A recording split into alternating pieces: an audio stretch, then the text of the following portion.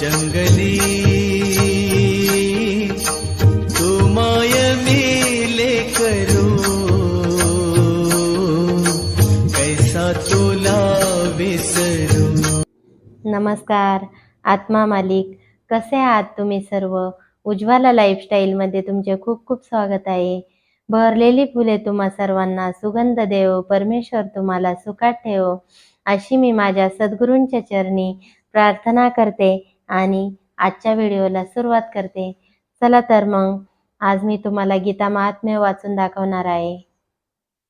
पृथ्वी देवी विचारती झाली, भगवंता परमेश्वरा, प्रारब्ध भोग भोगीत असलेल्या मनुष्यांना तुझे अभिव्यचारिणी अनन्य भक्ती कशाने उत्पन्न होईल?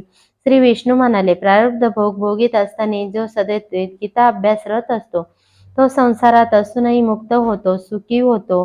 कर्माने तो लिप्त होत नाही, कमलपात्रास पाण्याचा लेप लागत नाही।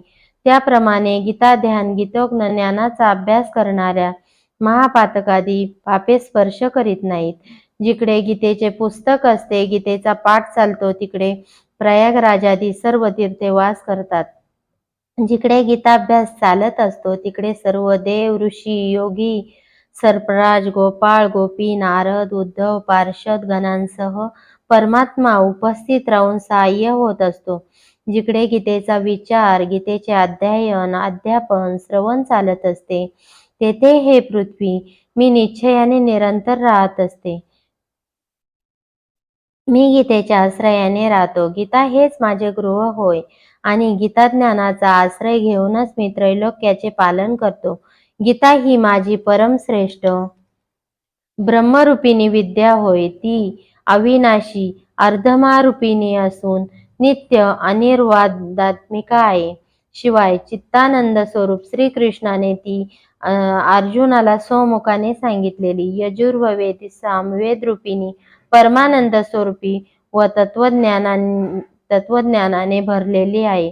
जो मनुष्य अविचलित मनाने नित्य 18ही अध्याय म्हणतो त्याला ज्ञानसिद्धीचा लाभ होऊन परमपदाची प्राप्ती होते।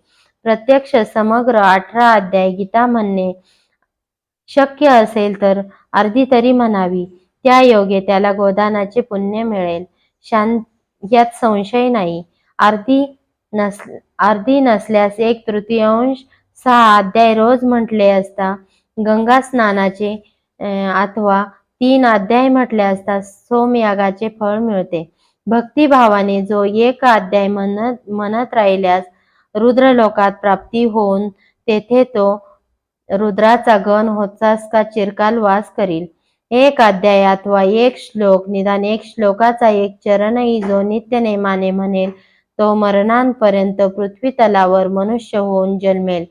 गीतेच्या श्लोकापैकी 10, 7, 5, 4, 3, 2, 1 अथवा अर्धाही जो नित्य नेमाने म्हणेल तो 10,000 वर्षापर्यंत चंद्रलोकात वास करील।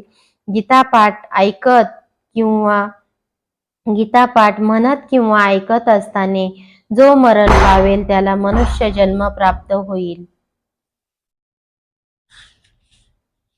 आणि पुन्हा तो गीतेचा अभ्यास करून उत्तम मुक्ती मिळविल। मरणानंतर फक्त गीता असा उच्चार करील तरी तो चांगल्या गतीला जाईल।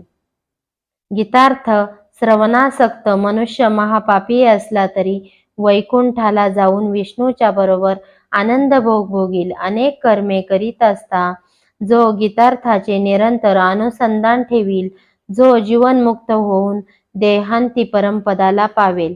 गीता ज्ञानाचा आश्रय करून जनकासारखे पुष्कळ राज्यश्री निष्पाप होऊन परमपदाला पोहोचले अशी ख्याती आहे।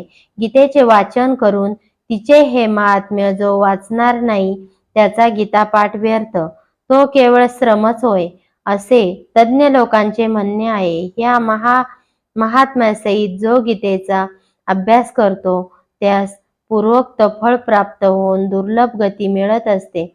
सूत म्हणतात, जो मनुष्य गीता पाठानंतर मी सांगितलेले गीतेचे सनातन महात्म्य पठन करील त्याला जे फळ जे वर सांगितले आहेत ते सर्व मिळेल।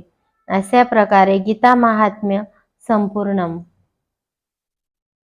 असे हे गीतेचे महात्म्य मी तुम्हाला वाचून दाखवले.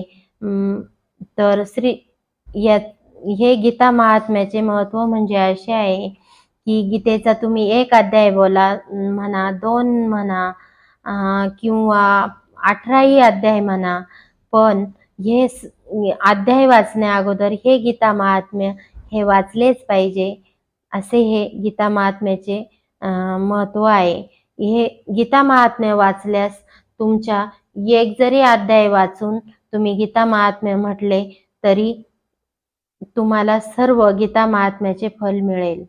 चला तर मग मी बाबांसाठी थोडंसं एक भजन बोलते. राम रूपातून तुम्हा पाहिले, कृष्ण रूपातून तुम्ही दिसले. राम रूपातून तुम्हा पाहिले, कृष्ण रूपातून तुम्ही दिसले. शंकर रूपातून तुम्ही हासले, गुरु रूपातून तुम्ही भासले.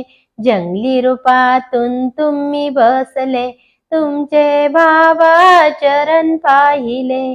राम रूपातून तुम्हा पाहिले, कृष्ण रूपातून तुम्ही दिसले. तुमचे बाबा चरण पाहिले, भाग्य माझे थोर झाले. गुरु रूपातून तुम्ही हसले, जंगली रूपातून तुम्ही भासले. माझे बाबा मला भेटले, राम रूपातून तुम्हा पाहिले. गुरु रूपातून तुम्ही भासले, गुरु रूपातून तुम्ही दिसले. गुरुदेवा तुमचे मी चरण पाहिले, भाग्य माझे थोर झाले. चला तर मग मी बाबांचा थोडासा जय जयकार पण करते. गुरुदेव तुम्हारी जय जय हो, आत्मा मालिक तुम्हारी जय जय हो. गुरुदेव तुम्हारी जय जय हो, आत्मा मालिक तुम्हारी जय जय हो. मेरे प्रभु तुम्हारी जय जय हो, आत्मा मालिक तुम्हारी जय जय हो. सद्गुरु तुम्हारी जय जय हो. गुरुदेव तुम्हारी जय जय हो, आत्मा मालिक तुम्हारी जय जय हो. आत्मा मालिक तुम्हारी जय जय हो, आत्मा मालिक तुम्हारी जय जय हो. व्हिडिओ आवडला तर व्हिडिओला लाईक करा, शेअर करा, सबस्क्राईब करा. आत्मा मालिक. बाहर क्या ढूंढता है, ईश्वर वहाँ नहीं है. कर ले तू खोज दिल में, ईश्वर का घर वही है. बाहर क्या ढूंढता है.